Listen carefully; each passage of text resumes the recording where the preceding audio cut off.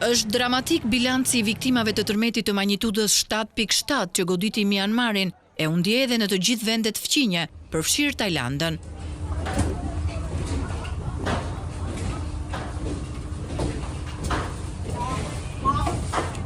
Nuk ka ende një shifër të saktë të vdekjeve në të dy këto vende, por ekipet e shpëtimit thonë se viktimat mund të jenë me mira. 81 punonjës ndërtimi rezultojnë të zhdukur në Bangkok, ku pamjet e shembjes së një qiell gërvishësi bën xhiron e botës duke dëshmuar qartë pasojat e tërmetit që sipas shërbimit gjeologjik të SBA-s dhe qendrës gjermane për shkenca gjeologjike ka qenë i cekët në një thellësi prej 10 kilometrash.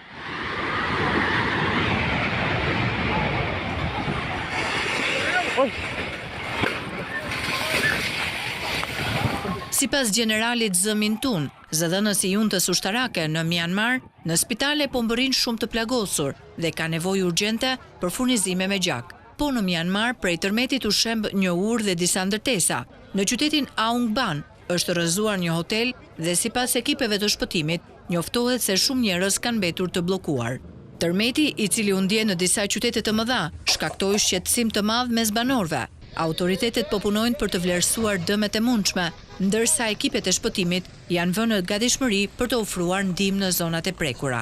Dëshmitarët në Bangkok, ku kryeministri tajlandez shpalli gjendjen e jashtëzakonshme, thanë se lëkundjet ishin aq të forta saqë shumë njerëz dolën me nxitim nga ndërtesat, duke u mbledhur në rrugë dhe hapësira të hapura për siguri.